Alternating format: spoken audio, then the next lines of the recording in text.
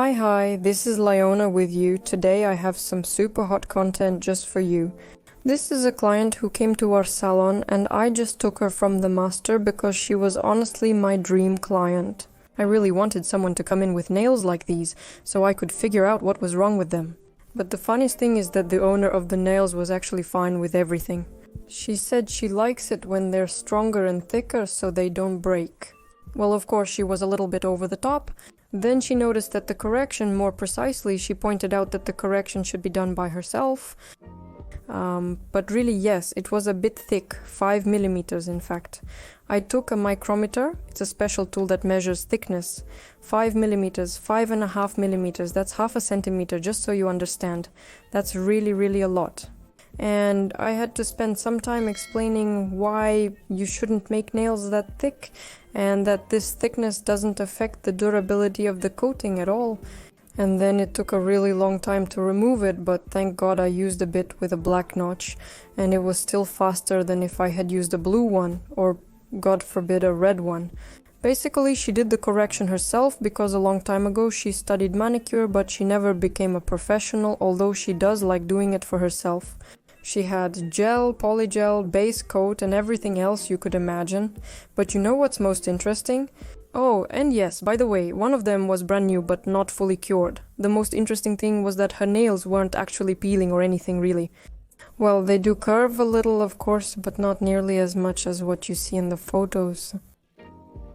She had just done a fresh design on her big toe but couldn't execute it properly, so she came to us for help. She said she couldn't do it herself and suggested the other person do it instead. So we looked at her nails and realized that there were some filed spots. And do you know why there were filed spots? It's not because she's doing something wrong there, but because actually, she is doing something wrong, but not what you might think. So she had the wrong placement of the drill because she didn't remove the previous material completely, and because of this bump, she just couldn't position the drill correctly on the nail. That's quite an interesting thing. But the grooves aren't as scary as people say. Honestly, I'm not afraid of them at all. There was a time when I made grooves myself, and sometimes you end up making a groove too. I think that the professionals who do their own manicures, well, they know how and they practice it. I don't think I'm the only one like that. Because when you're working with your left hand on your right, well, anything can happen, really. Alright, let the sinless one throw the first stone at me. I believe that's the proper way to say it. Well, anyway, it's us.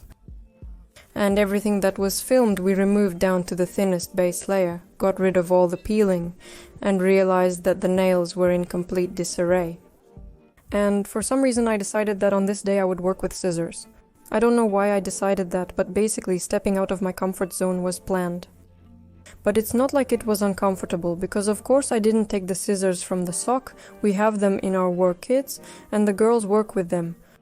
So not all of us are nippers, some are tweezers, some are scissors and something else. I just really wanted to use the scissors. I did fine and the cut turned out great. The only thing is the length of the scissors themselves is a bit short for me because I have big hands, so I need to get slightly bigger ones. This is a slightly different model.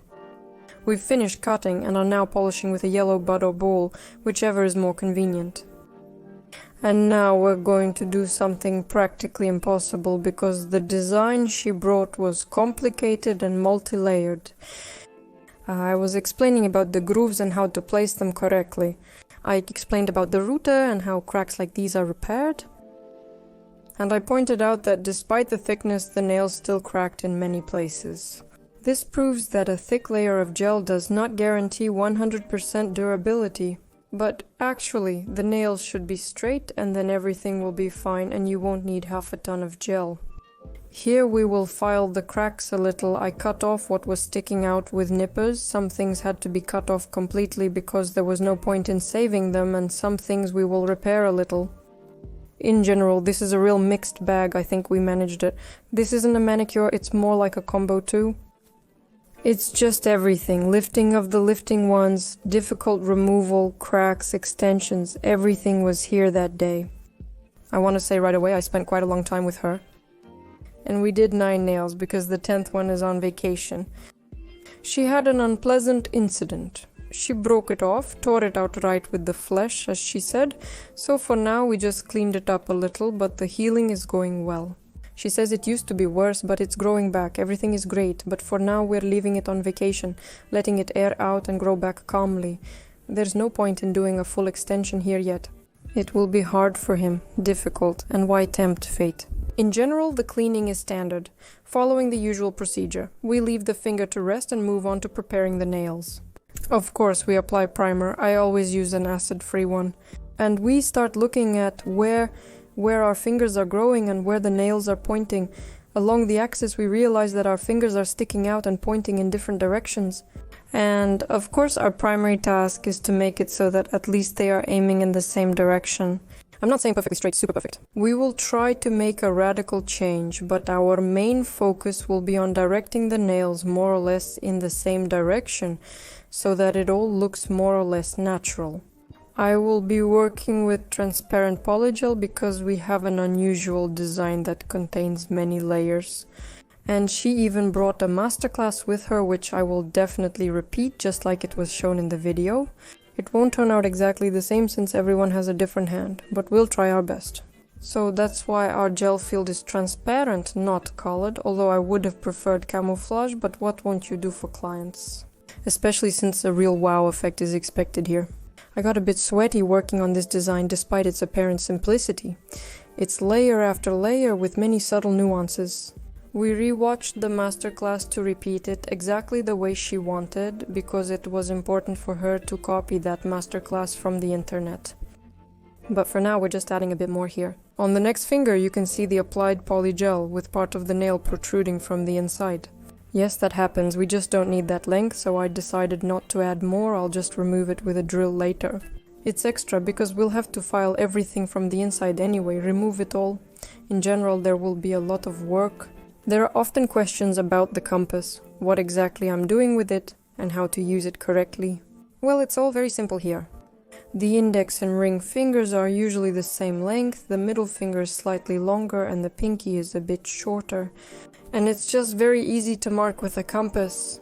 The place where you need to saw is easier to determine by length, so that in the end they all look natural and beautiful. The middle one should always be longer because it's usually wider, and to keep it from looking too thick we make it just a little bit longer. And these are the nail rules. Well, now we're moving on to our design, and the first layer is a shiny foil gel like this, which we'll be applying in a gradient from the cuticle. Well, and then the magic will begin.